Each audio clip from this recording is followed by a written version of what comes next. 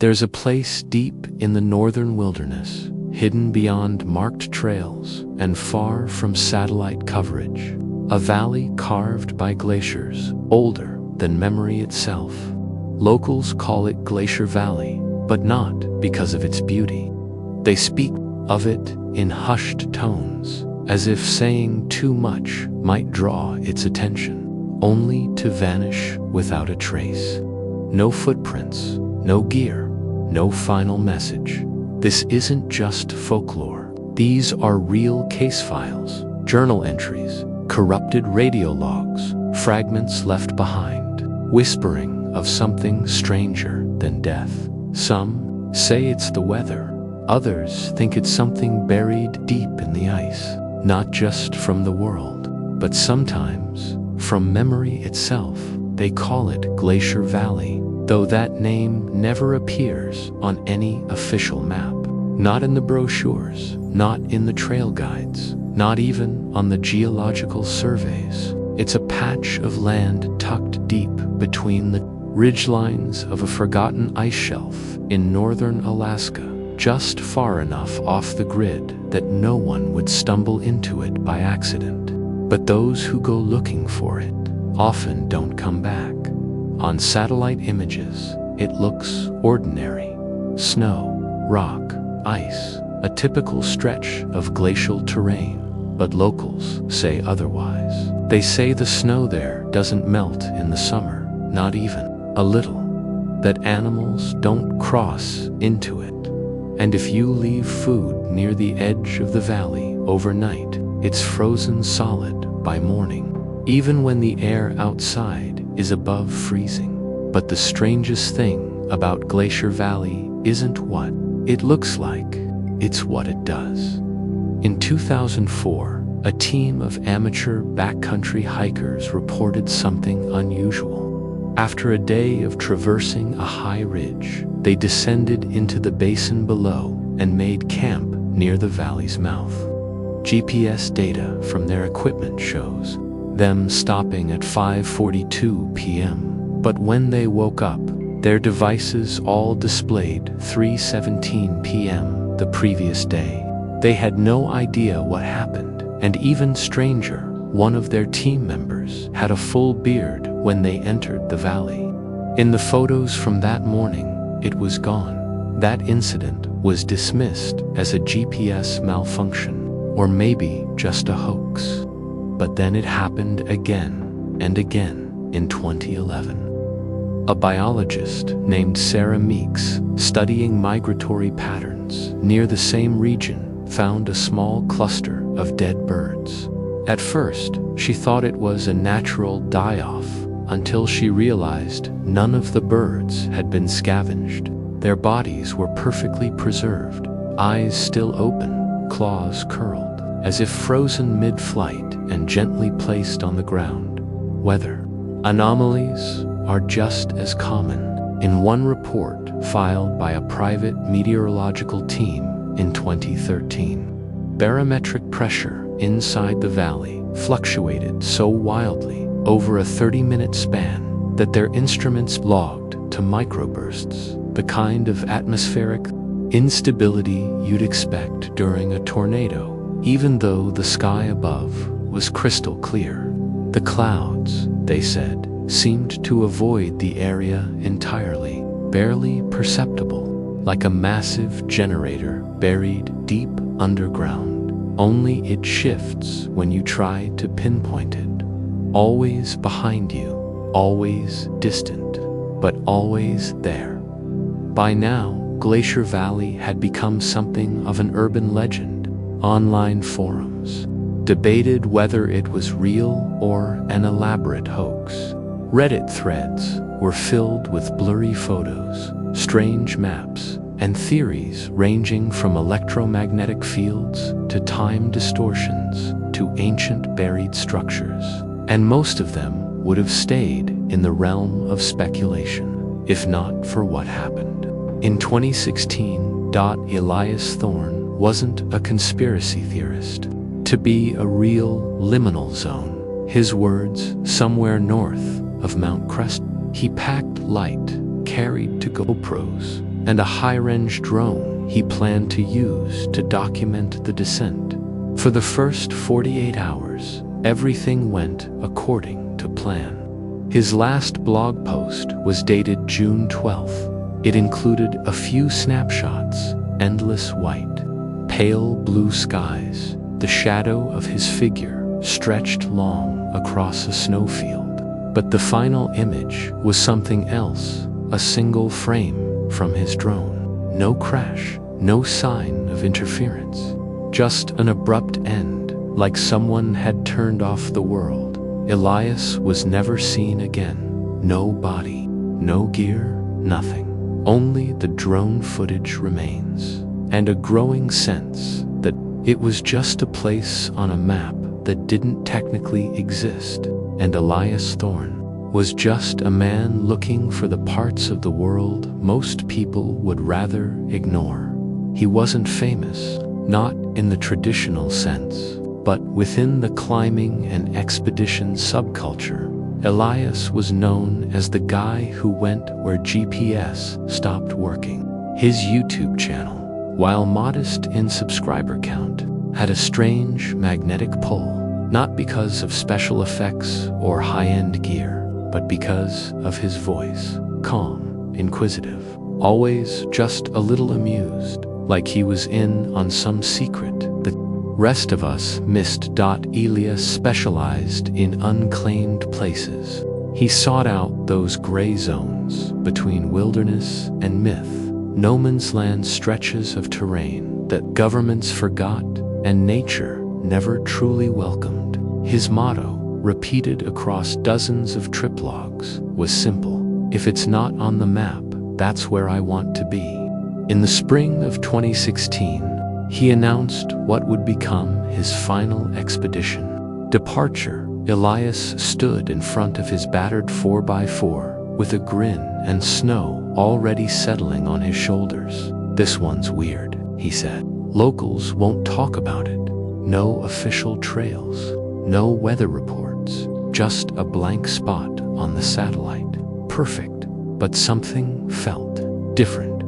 A few things, actually. The dog he usually traveled with, a big mountain mutt named Derry, refused to get out of the car at the trailhead. Elias laughed it off in the video, but the camera lingered on Derry for a moment too long. The dog was shaking. Weather conditions, too, were suspicious. Forecasts had predicted snows and low visibility, but what Elias recorded was clear sky, no wind, and a dead stillness that almost seemed staged. "It's too perfect," he noted in a voice memo. "Feels like walking into a museum exhibit, like the whole thing is frozen in time and someone forgot to press play."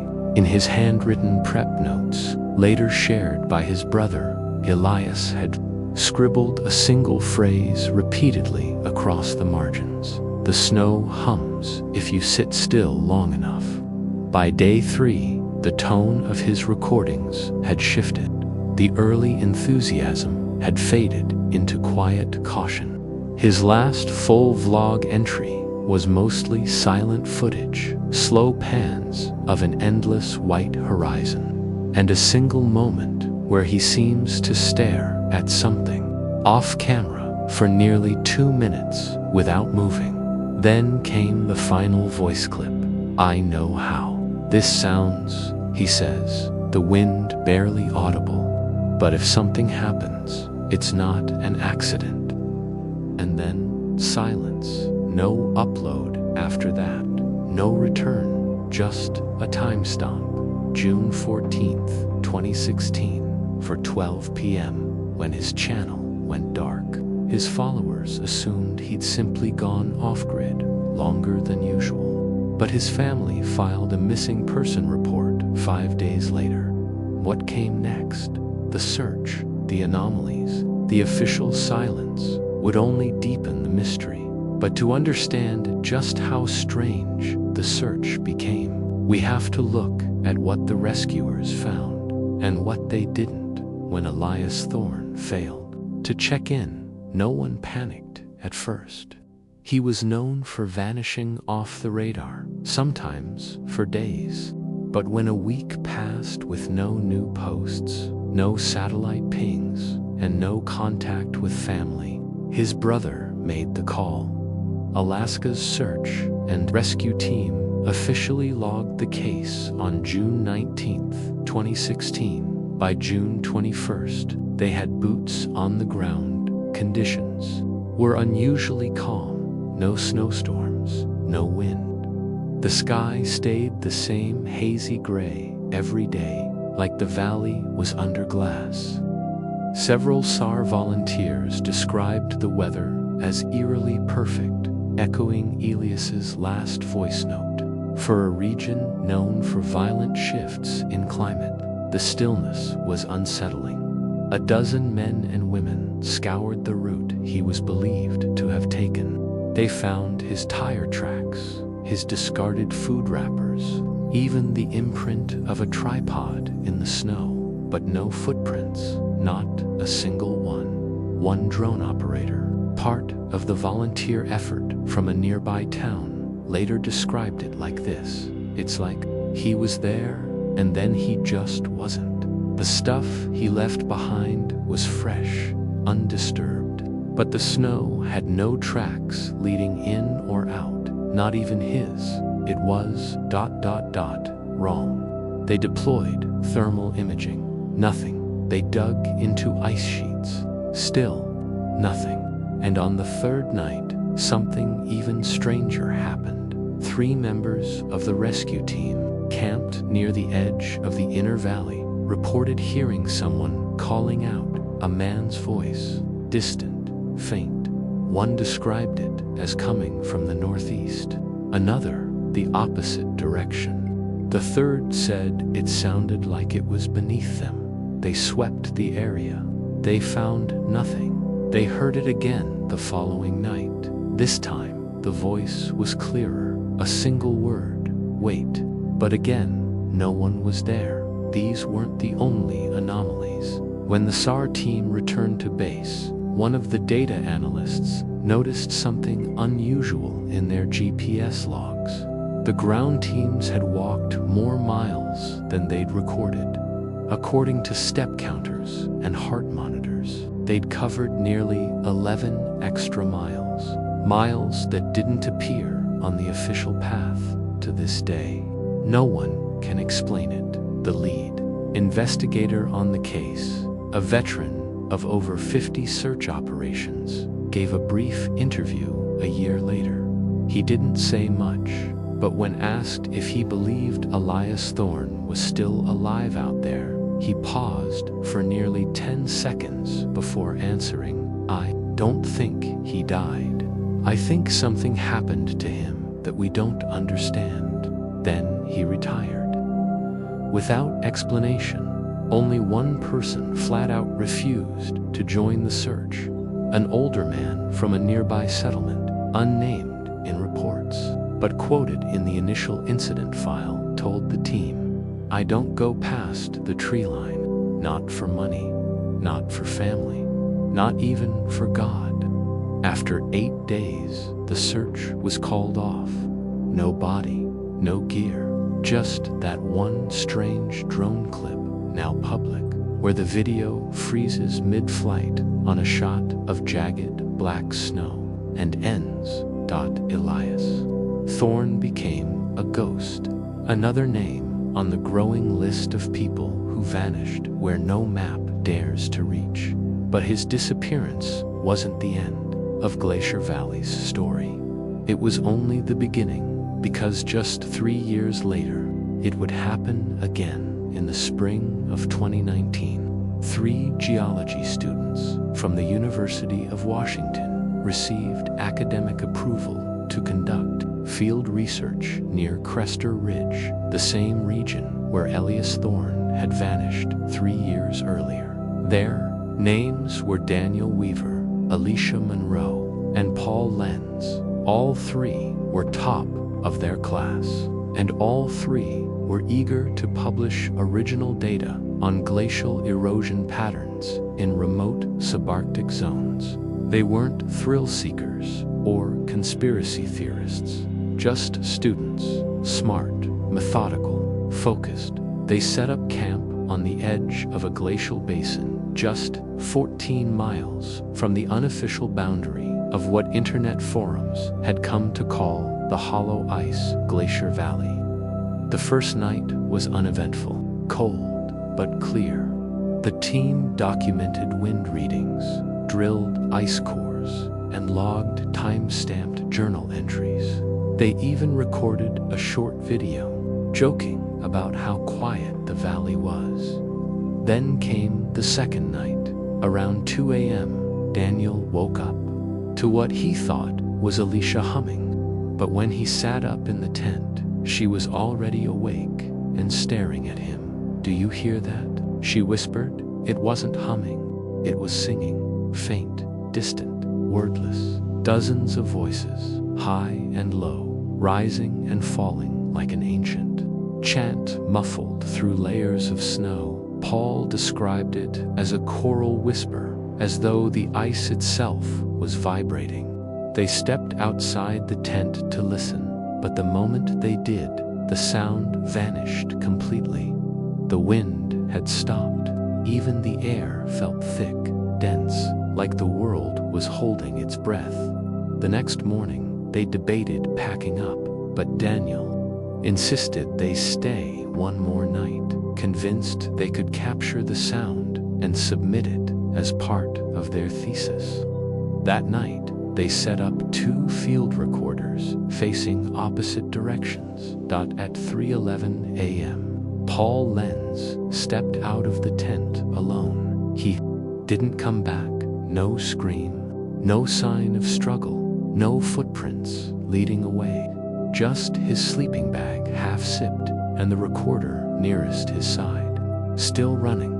The other 2 made it back to civilization the next day in shock. Alicia wouldn't speak to the press.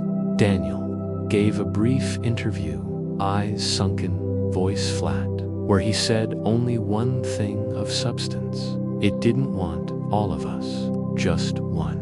The university quietly suspended the field research program that summer. Paul Lenz was never found, and when independent analysts reviewed the audio logs, they discovered something odd. Beneath the wind, there was a recurring tone, not quite a note, not quite a frequency.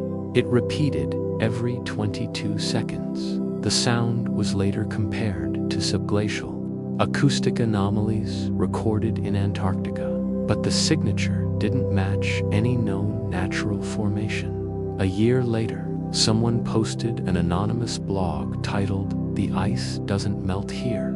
It referenced the students directly.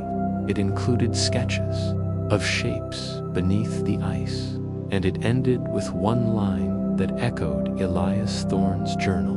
"If you sit still long enough, the snow starts to hum." Before Elias Thorne, before the students, before anyone online whispered about Glacier Valley, there was a journal. It wasn't published or found in a library. It was uploaded in pieces to an obscure, now defunct message board in 2007. The user who posted it went by the handle _FrostSignal87. Double quotes. No photo, no links, no traceable IP. They claimed the pages were scans from a handwritten log kept by their uncle, a meteorological technician stationed in northern Alaska during the winter of 1983. At first, no one took it seriously. The entries read like the descent of a man losing his grip. Each page began as dry, technical documentation, barometric pressure, wind readings, elevation notes. But over time, the tone shifted. Sentences grew shorter, the spacing between them wider, like something was breaking. In one entry, dated February 9th, "Ice is talking. Low pulses through the ground. Not seismic, not wind. Like a voice I don't understand yet." Another, from February 17th, Can't trust the stars here. They flicker when I blink, but not when I stare. Cold burns slower, makes you think slower. 2. Among people stationed in polar environments too long, others suspected early-stage hypothermia or isolation-induced psychosis. Still, some of the entries were eerily precise. One described a ringing tone beneath consciousness that mirrors subsonic frequencies recorded in modern-day seismic data. Then came the drawings, crude, almost childlike, figures beneath the ice, not people, longer arms, no eyes, and mouths stretched impossibly wide. They weren't attacking, they were waiting. One illustration in particular drew attention. It showed what looked like camping gear, a pack, a drone, a folded tripod, and a small transmitter device. Next to it was a stick figure, sketched so lightly it was almost erased. The caption read, "He was still moving when they covered him." The gear layout matches almost exactly the last known items Elias Thorne carried in 2016. That discovery resurfaced the journal into niche online forums, where it spread quietly, without fanfare. Most assumed it was an elaborate internet myth. But a few noticed something disturbing. The entries stop abruptly after one final sentence, written on a torn, stained page, dated March 3rd. They watch under the snow, not sleeping, just waiting. Number 3. Explanation. No closure. Some theorists believe the journal was real, and that the man behind it died in Glacier Valley long before anyone gave it that name. Others claim it was a creative writing project gone viral. But there's something about the tone, quiet, unraveling, unfinished, that makes it hard to dismiss entirely, especially when pieces of it keep surfacing in unrelated places. Fragments of the same phrases showing up in voice memos. Sketches in the journals of hikers who've never seen the blog.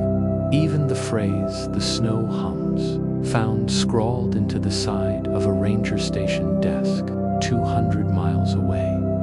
If the journal is real, it suggests Glacier Valley's story didn't begin in the 2010s. It's much older, and it may have already drawn the attention of people who wanted it buried deep beneath the cold.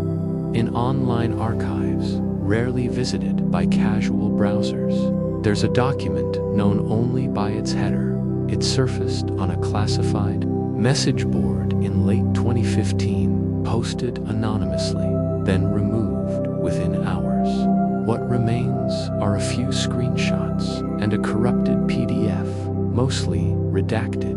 The metadata tags it as a Department of Defense internal file, dated October 1992. Its title, Operation Deep Echo. Officially, no such operation exists, but scattered references to DE-92 appear in unrelated FOIA requests, including one curious entry flagged by the U.S. Geological Survey, a directive labeled Containment Zone, North 57B. That same geographic coordinate lies just south of Cresta Ridge, in line with the edge of Glacier Valley. The few readable sections of the Deep Echo document are cryptic at best. One paragraph describes a failed drilling attempt into composite formations, field that caused all recording devices to malfunction after 42 meters of depth. The phrase harmonic layers appears several times, usually followed by the number 6 or a blank redaction bar. But the sentence that's drawn the most attention is this: do not expose civilians to harmonic layers 3 to 6. Subject response is non-linear, escalating, irreversible after 48 hours exposure. The humming beneath the ice. One of the most convincing whistleblowers tied to Deep Echo was a former communications officer who, under a pseudonym, gave an audio interview in 2018. Voice disguised, no camera. We were told it was geological research, but nothing about it made sense. No survey crew, no lab work, just tech teams setting up something underground. And they always packed up fast, like they knew something was on a timer. He claimed their real task was containment monitoring. When asked what they were containing, he refused to answer. Isn't always yours. Show something unusual over the Glacier Valley region. A consistent blind spot. A stretch of static-colored pixels that refreshes every 48 hours, even when no weather is reported in the area. Some chalk this up to simple error correction. Until you dig deeper. In 2016, around the time Elias Thorne vanished, 2 Lorbit satellites passed directly over the valley. Within 12 hours, both experienced simultaneous blackouts. No power loss, no reported damage, just silence. For 38 minutes, they sent nothing. Then, without explanation, the signal returned perfectly normal. No memory of interruption. NASA never commented. Independent researchers believe those satellites picked up something they weren't supposed to. Others suggest Elias Thorne's expedition, especially his use of a high-altitude drone, may have triggered a renewed response from whatever Operation Deep Echo was trying to suppress. And that may explain what happened to his drone footage. The part that cuts out mid-air. Not interference, not battery failure suppression. If Deep Echo was real, and if its purpose was to monitor, isolate, or bury the truth of Glacier Valley, then it raises a bigger question. Why? What's beneath the snow that required military-grade secrecy? Decades of silence, and a warning about harmonic layers that can permanently alter the human mind. We don't have that answer, but we do have one more clue, because in recent years, more and more drones sent into the valley from amateur explorers, hikers, even rescue organizations have begun to malfunction in exactly the same way.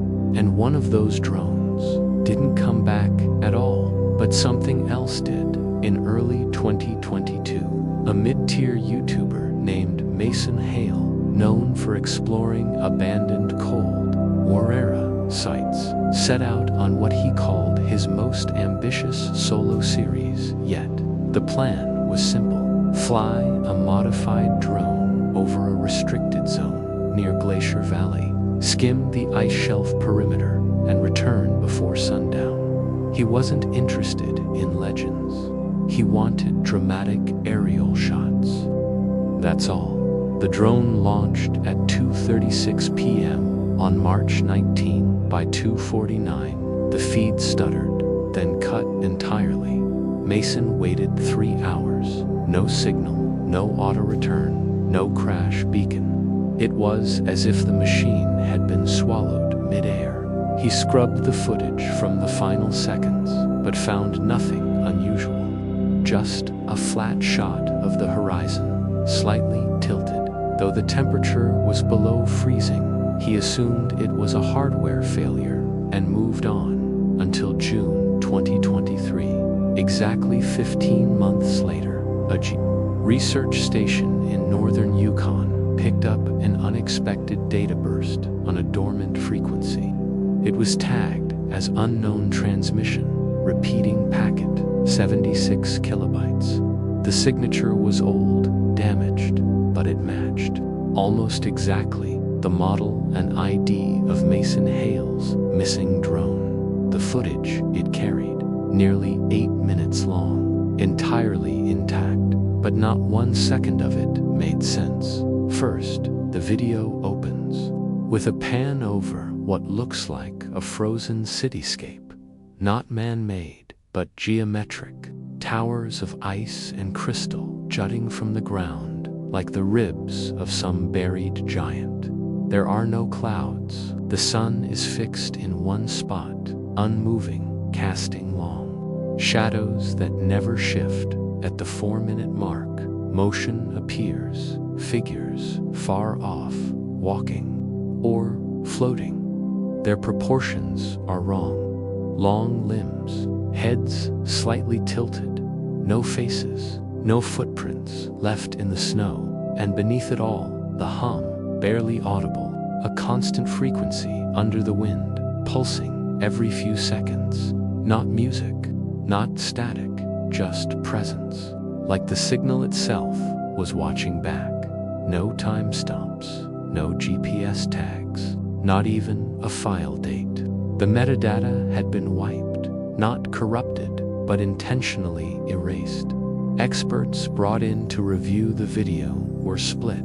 Some believe it's fabricated, AI-generated, or altered post-transmission. But others, especially those in the amateur drone community, insist the compression patterns and depth mapping are consistent with a genuine analog-to-digital flight feed. As for Mason Hale, he refuses interviews now. His last comment on the matter was a simple tweet, later deleted. That drone didn't show me what was out there. It showed me where I'm not supposed to look, where the drone went for 15 months, and how the footage found its way back. Across 200 miles of wilderness remains unexplained. But one thing is certain. Whatever Glacier Valley is hiding, it may not want to stay hidden anymore. Glacier Valley defies explanation, but that hasn't stopped people from trying. Among fringe theorists, one idea has gained quiet traction over the years. It's not aliens, not spirits, but something. But the theory didn't originate from YouTube or Reddit. It came from early geological surveys conducted by the U.S. Army Corps of Engineers. In 1969, declassified fragments from those missions show something strange. Ground-penetrating radar failed repeatedly in the same 5-mile zone near Crester Ridge.